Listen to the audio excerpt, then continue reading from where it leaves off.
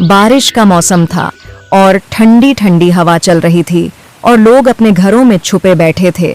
ऐसे में एक जगह से बहुत ही मजेदार खुशबू आ रही थी। वो खुशबू थी गर्मा-गर्म समोसे की। वो रेहड़ी किसी और की नहीं, रज्जो की थी। रज्जो जवान थी, हंसमुख थी और बरसात में समोसे बेचना उसका खास तरीका था लोगों को खुश करने का। रज्जो ने अपनी छोटी सी रेहड़ी पर छतरी तान ली थी। कुछ ही देर में गांव के बच्चे भीगते हुए दौड़कर उसकी रेहड़ी पर आ गए। कोई बोल रहा था, रज्जो दीदी 2 समोसे और खट्टी वाली चटनी देना। कोई कह रहा था, मुझे हरी वाली चटनी ज्यादा देना। रज्जो सबको हंस हंस कर समोसे दे रही थी। उसका मन भीग रही मिट्टी और गर्म समोसे में खो गया था। उसी समय एक लड़का आया। नाम था गोपाल। उसके बाल भीगे हुए थे और हाथ कांप रहे थे। वह धीरे से बोला, रज्जो 1 प्लेट समोसे मिलेगा? रज्जो मुस्कुराई और बोली, 1 नहीं 2 प्लेट दूंगी। तुम हमेशा अकेले आते हो, कभी किसी को साथ लाया करो। गोपाल थोड़ी देर चुप रहा, फिर बोला, अरे तुम कहो तो पूरे गांव को ही समोसे खिलाने ले आऊं। बस एक बार तुम हाँ तो करो रज्जो। रज्जो ने हंसते हुए उसकी प्लेट में 3 समोसे रख दिए और कहा, ले, ये बारिश वाला इनाम है। चारों ओर ठंडी बारिश हो रही थी और रज्जो की रेहड़ी के पास गर्म समोसे, हंसी और चटनी के संग प्यार भी पक रहा था। उस दिन रज्जो ने सिर्फ समोसे नहीं बेचे, दिल भी जीते। आओ आओ, गरम गरम समोसे खा लो, साथ में हरी चटनी भी है। जल्दी आओ, वरना सारे समोसे खत्म हो जाएंगे। जल्दी आओ। बच्चे, बूढ़े और जवान सब उसकी रेहड़ी के पास जमा हो गए। कोई मजाक कर रहा था, कोई समोसे की चटनी ज्यादा मांग रहा था, कोई रज्जो की तारीफ कर रहा था। रज्जो जैसे समोसे तो शहर में भी नहीं मिलते। रज्जो सबको हंसते हुए जवाब दे रही थी, शहर वाले तो बारिश में होटल में छुप जाते हैं, यहाँ तो हम लोग भीगकर समोसे खाते हैं। उसके समोसे इतने मशहूर हो गए थे कि अब लोग खुद कहते, रज्जो की रेहड़ी लगे तो समझो बारिश शुरू। गोपाल हर बारिश में अब सबसे पहले आता। वह चुपचाप कोने में खड़ा हो जाता और रज्जो के मुस्कुराने का इंतजार करता। एक दिन जब सब समोसे खाकर जा चुके थे और रेहड़ी समेटने का वक्त था, गोपाल धीरे से बोला, रज्जो, मैं सोच रहा हूं एक छोटी दुकान खोलूं, चाय की। अगर तेरे समोसे और मेरी चाय साथ हों तो बारिश की कोई शाम अधूरी ना रहे। रज्जो कुछ नहीं बोली, बस एक समोसा उसकी प्लेट में रखा और हौले से बोली, मैं भी बहुत दिन से यही सोच रही थी कि समोसे अकेले बड़े सूखे सूखे लगते हैं। इसके साथ अगर चाय हो तो गांव को ये दोनों चीजें एक साथ बहुत पसंद आएंगी, खासकर इस बारिश में। और सच बताऊं, मैं भी तुम्हें बहुत पसंद करती थी हमेशा से, बस कभी कह नहीं पाई। दोनों हंस पड़े। बारिश फिर से शुरू हो चुकी थी, लेकिन इस बार बारिश के साथ साथ एक नई शुरुआत की भी खुशबू हवा में तैर रही थी। ठंड में गरीब का ड्रम घर। एक छोटा सा परिवार था, पिता, माँ और उनका 5 साल का बेटा चिंटू। वे बहुत गरीब थे। उनका घर ईंट पत्थर का नहीं था, बल्कि एक पुराना ड्रम से बना हुआ छोटा सा घर था। वही उनका सहारा था। पिता दिन भर मजदूरी करते थे, पर कई बार काम नहीं मिलता था। माँ पुरानी रजाइयां सिलती थीं, लेकिन उससे बस थोड़ा सा ही पैसा मिलता। उस दिन तो हालत और भी बुरी थी। घर में एक दाना भी खाने को नहीं था। चूल्हा ठंडा पड़ा था और चिंटू बार बार भूख से रो रहा था। माँ, बहुत भूख लग रही है, 2 दिन से रोटी नहीं खाई, क्या आज भी भूखा ही सोना पड़ेगा? माँ बेटा, एक दिन तुझे गर्मा गर्म रोटियां और तेरी मनपसंद सब्जी जरूर खाने को मिलेगी, बस थोड़ा सा सब्र कर, वो दिन जल्द आएगा। पिता ने माँ की ओर देखा और धीरे से कहा, कुछ नहीं है देने को, बस ठंड से कैसे बचाएं ये सोच रहा हूं। माँ ने अपने फटे हुए शॉल से चिंटू को लपेटा और बोली, हम सब एक दूसरे को गले लगाकर सो जाएं, शायद एक दूसरे की गर्मी से ठंड कम लगे। तीनों आपस में लिपट कर सो गए। बाहर तेज हवा चल रही थी, लेकिन उनके बीच जो प्यार और अपनापन था, उसने ठंड को हराने की कोशिश की। सुबह जब आंख खुली तो दरवाजे पर एक आश्चर्य उनका इंतजार कर रहा था। पास के गांव से एक बुजुर्ग बाबा रोज घूमने निकलते थे।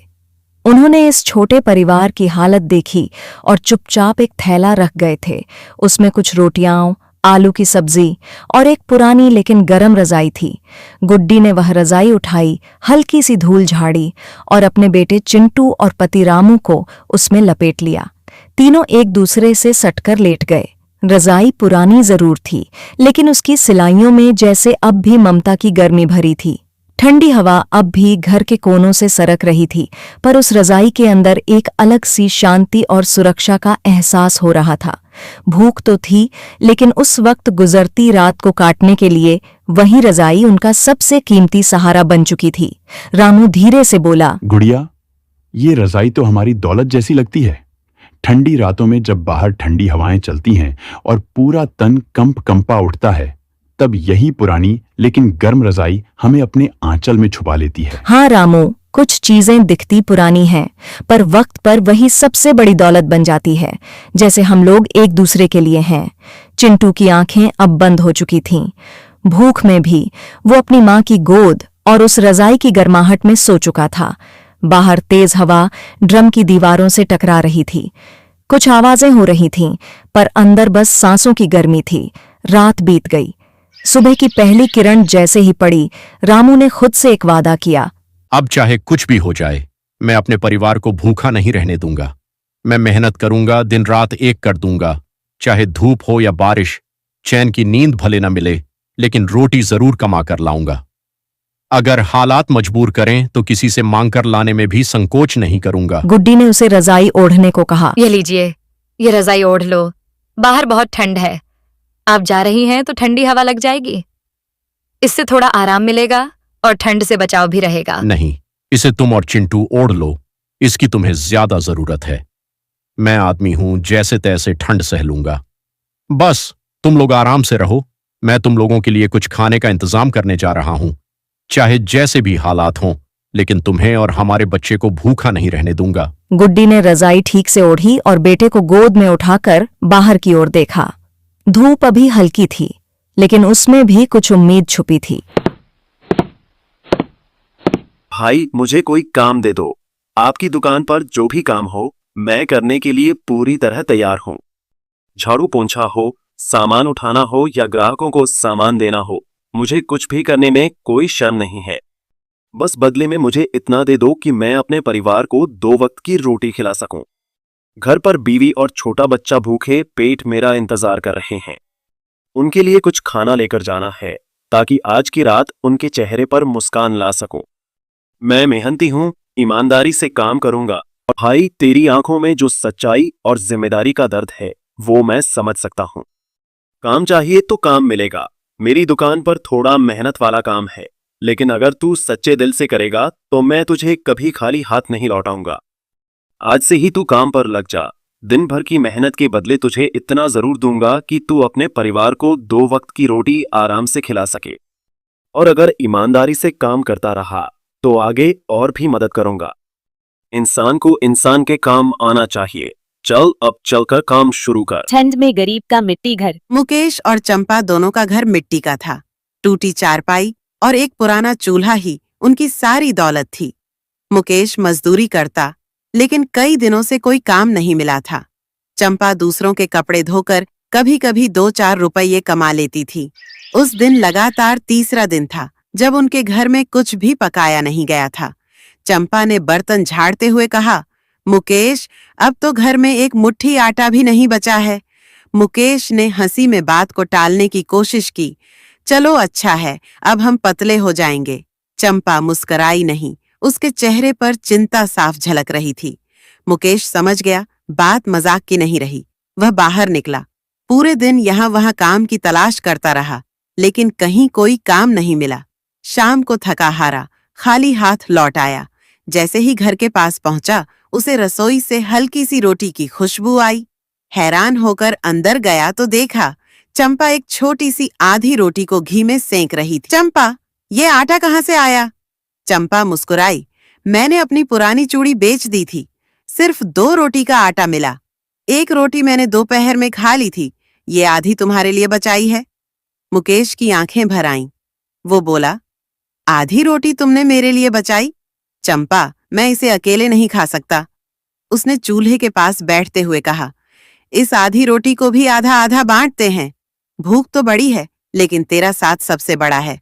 दोनों ने एक ही रोटी के 2 टुकड़े किए और आपस में बांटकर खा लिए। चूल्हे की आंच मंद थी, पर उनके दिलों में प्यार की आग तेज थी। उस दिन उन्हें खाना थोड़ा मिला, लेकिन सुकून बहुत। उस रात चंपा और मुकेश चूल्हे के पास बैठे देर तक बातें करते रहे। दोनों को नींद तो बहुत थी, लेकिन मन में एक उम्मीद भी जाग रही थी। अगली सुबह मुकेश ने तय किया कि अब इंतजार नहीं करेगा, कुछ भी करके कमाएगा। वो शहर की ओर निकल पड़ा। चंपा ने एक पुराना रुमाल उसकी जेब में रख दिया, जिसमें आधी सूखी रोटी और थोड़ा नमक था। कभी भूख लगे तो इसे खा लेना, और हाँ, हिम्मत मत हारना, चंपा ने कहा। मुकेश शहर पहुंचा और एक होटल में बर्तन धोने का काम मिल गया। मजदूरी थोड़ी थी, पर दिन में एक टाइम भरपेट खाना भी मिलता था। वह रोज थोड़ा थोड़ा पैसा बचाने लगा। 5 दिन बाद जब उसने पहली बार चंपा के लिए एक साड़ी खरीदी, तो उसकी आंखों में वही चमक थी जो बड़े घरों के अमीरों के पास भी नहीं होती।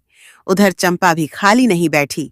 उसने घर के बाहर एक छोटी सी जगह पर सब्जियां उगानी शुरू की, मिर्च, धनिया और टमाटर। धीरे धीरे पड़ोस की औरतें उसे हरी सब्जियां मांगने लगीं और बदले में कभी आटा, कभी चावल देने लगीं। कुछ ही हफ्तों में उनके घर की दीवारें फिर से गर्म चूल्हे की खुशबू से भरने लगीं। एक शाम मुकेश थका हुआ लौट कर आया तो देखा चूल्हे पर खिचड़ी पक रही है और चंपा दरवाजे पर बैठी उसका इंतजार कर रही है। वो बोला, आज तो महाभोज है। चंपा हंसी, हाँ, क्योंकि हमारे घर में आज सिर्फ खाना नहीं पका, हमारी मेहनत भी पकी है। मुकेश पास बैठ गया।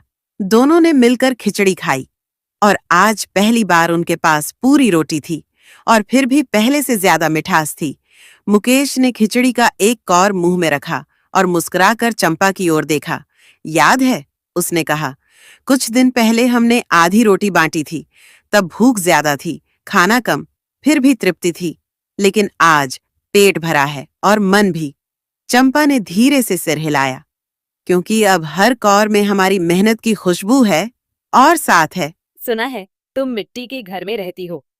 तुम्हारा घर तो बहुत ही अच्छा और गर्माहट भरा होता होगा ना। मिट्टी के घरों की तो बात ही कुछ और होती है। सर्दियों में गर्म और गर्मियों में ठंडे। कितना सुकून मिलता होगा वहाँ। मैं तो एक ड्रम वाले घर में रहती हूँ। ऊपर से टीन की छत और चारों तरफ से लोहे की दीवारें।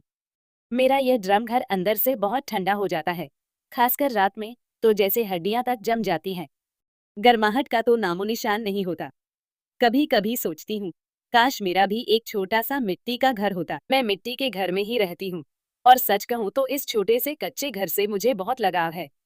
ये घर देखने में भले ही बहुत सादा हो, लेकिन इसकी मिट्टी में सुकून बसा है।